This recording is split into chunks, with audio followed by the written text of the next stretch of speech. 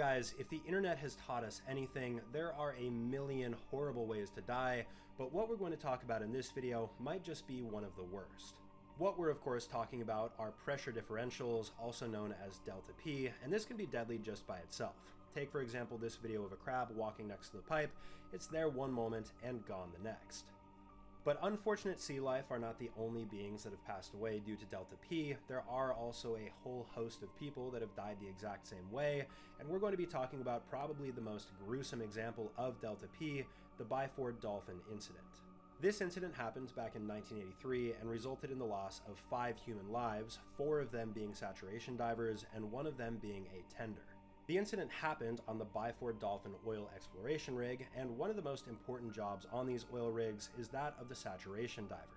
For those that don't know, saturation diving is an extremely hard job that pays really well, between $30,000 to $45,000 a month, but there's a catch. You're going to end up spending long months underwater, working on infrastructure in very small enclosed spaces. This by itself makes most people not qualified to do this position, which is why it pays so well. It also is quite dangerous on top of this, as you'll find out later in this video. Now, one of the major risks of being a saturation diver is something known as the bends. And if you're familiar with scuba diving, this is probably something that you've heard about before. Basically what happens is when you go deep into water, nitrogen is going to dissolve into your bloodstream. So when you come back out, you need to take rests on the way up to acclimate yourself to the different atmosphere.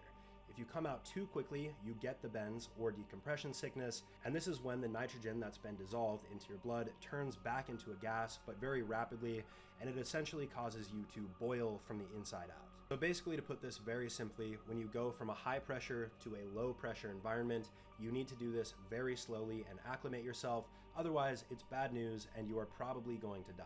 So that being said, on the Byford Dolphin oil rig, there are living chambers that are above water. These are very pressurized to make it similar to the pressure you experience below water, and there's something known as a diving bell. So when divers need to go back down into the depths and work, they enter this diving bell, it drops them down, they come back up and go back to their living quarters. Everything is very simple. However, on November 5th of 1983, something went wrong with this process, which then resulted in the loss of 5 lives. One of the tenders, William Crammond, a person responsible for making sure the saturation divers were safe, was attaching the diving bell to the living quarters while the 4 saturation divers were inside.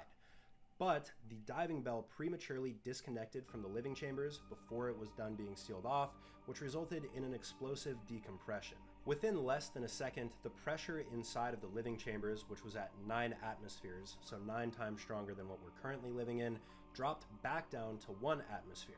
And as you can imagine, this has deadly results. Firstly, William Crammond, the tender, ended up passing away because the explosive decompression pushed air out of the living chamber, sent the diving bell flying into him, and he got crushed.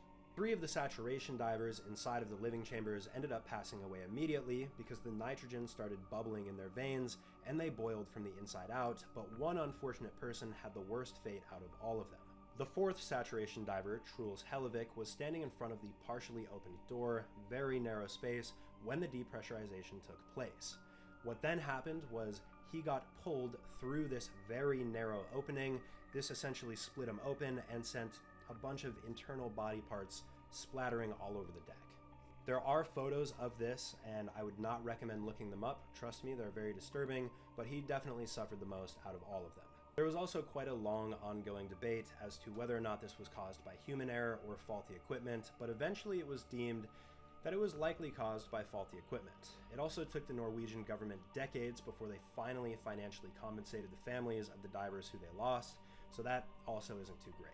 After reading about this story, it definitely solidifies my beliefs that I would never be a saturation diver, even if I was getting paid $30,000 to $45,000 a month, and this is easily one of the worst ways to go that I've read about. But what do you guys think?